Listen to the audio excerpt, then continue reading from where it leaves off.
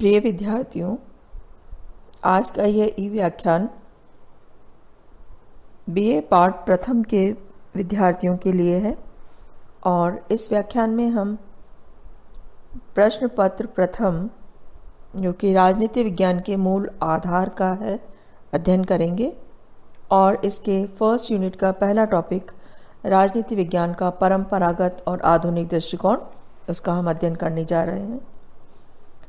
राजनीति विज्ञान एक बहुत प्राचीन विषय है और राजनीति विज्ञान को जब हम सैद्धांतिक और व्यवहारिक पक्षों का अध्ययन करते हैं तो राजनीति विज्ञान को हम मूल रूप से दो रूप में अध्ययन करने का प्रयास करते हैं: परंपरागत राजनीति विज्ञान और आधुनिक राजनीति विज्ञान।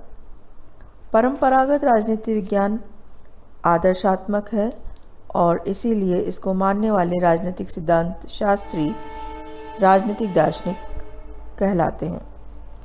आधुनिक राजनीति विज्ञान मूल रूप से व्यवहारवादी या अनुभव आश्रित है और इसीलिए इसको मानने वाले राजनीतिक सिद्धांत शास्त्री राजनीतिक वैज्ञानिक कहलाते हैं।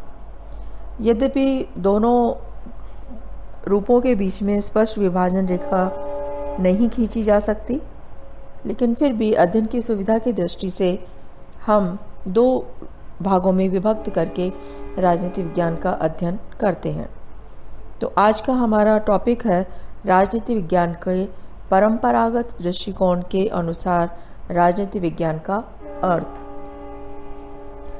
राजनीति विज्ञान वह विषय है जिसमें राज्य और राज्य से संबंधित विभिन्न पक्षों का अध्ययन किया जाता है। परंपरागत राजनीति विज्ञान से अभिप्राय वह राजनीति विज्ञान है जो व्यवहारवादी क्रांति से पूर्व प्रचलित था। परंपरागत राजनीति विज्ञान के सिद्धांत अपने प्रतिपादकों के व्यक्तित्व और दृष्टिकोणों से सदैव प्रभावित रहे हैं। प्लेटो से लेकर एक्विनास, रूसो, कांट और हीगल जैसे राजनीतिक दार्शनिकों ने राजनीति विज्ञान को सदैव दर्शन शास्त्र के एक अंश के रूप में प्रतिपादित किया है। उनके अध्ययन, उनका चिंतन कल्पना आधारित और आदर्श आधारित रहा है। प्लेटो ने आदर्श राज्य की कल्पना की और मध्य युग में राज्य की सत्ता के औचित्य के लिए राजाओं को पृथ्वी पर ईश्वर के अवतार के रूप में देखने की प्रवृत्ति प्रबल हुई।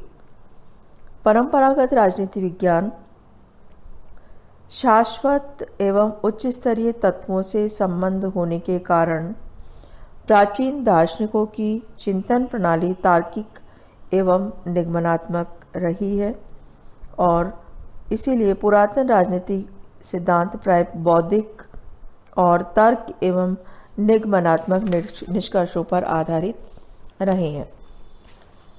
उनके निष्कर्ष परिमाण, तथ्य संग्रह, परिवेक्षणात्मक सत्यापन, सर्वेक्षण जैसी आधुनिक वैज्ञानिक विधियों पर आश्रित नहीं रहे हैं।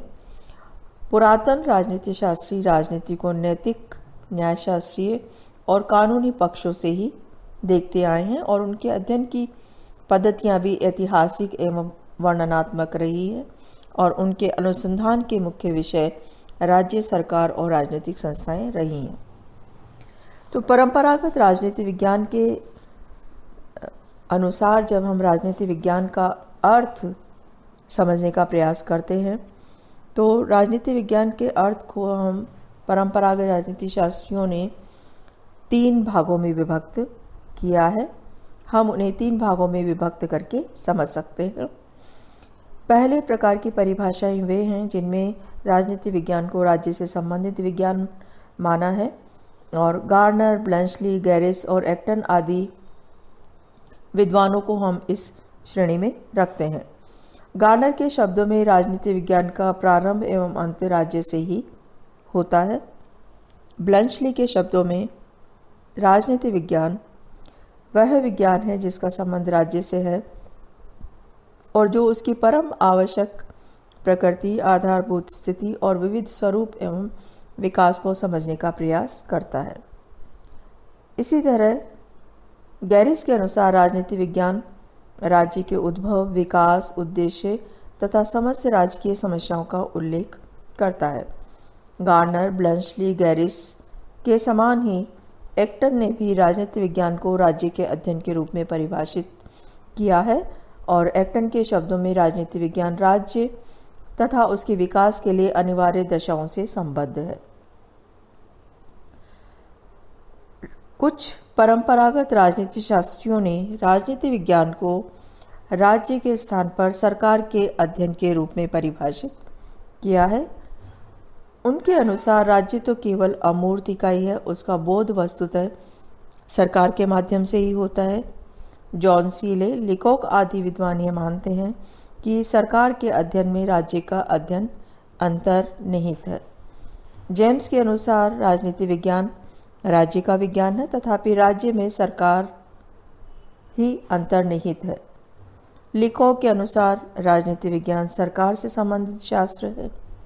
सीले के शब्दों में राजनीति विज्ञान के अंतर्गत शासन व्यवस्था का उसी प्रकार अनुशीलन किया जाता है जिस प्रकार अर्थशास्त्र में धन का, प्राणीशास्त्र में जीव का, बीजगणित में अंकों का एवं रेखा गणित में स्थान तथा दूरी का।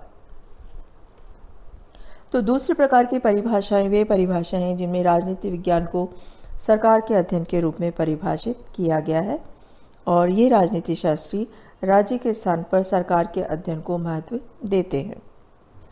परंपरागत राजनीतिक विद्वानों के इन परिभाषाओं का अध्ययन करने से एक पक्षीय दृष्टिकोण का उल्लेख हमें मिलता है।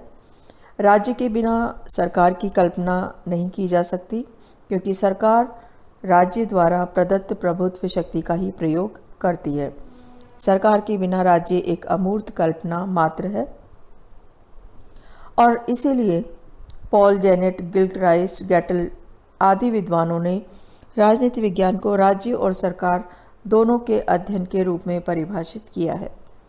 पॉल जेनेट के अनुसार राजनीति विज्ञान समाज विज्ञानों का वह अंग है जिसमें राज्य के आधार पर सरकार के सिद्धांतों का अध्ययन किया जाता है। गिल्क्राइस्ट के शब्दों में राजनीति शास्त्र वस्तुतः राज्य और सरकार की सामान्य समस्याओं का अध्ययन करता है। तो आज के इस व्याख्यान में हमने परंपरागत राजनीति विज्ञान के संदर्भ में या परंपरागत राजनीति शास्त्रियों ने राजनीति विज्ञान को जिस तरह से परिभाषित किया है उसको समझने का प्रयास किया है और उसमें हमने राजनीति विज्ञान राज्य के अध्ययन के रूप में, राजनीति विज्ञान सरकार के अध्ययन के रूप में और राजनीति विज्ञान राज्य और सरकार दोनों के अध्ययन के रूप में परिभाषित किया गया है, उसे हमने यहाँ पे समझने का प्रयास किया है।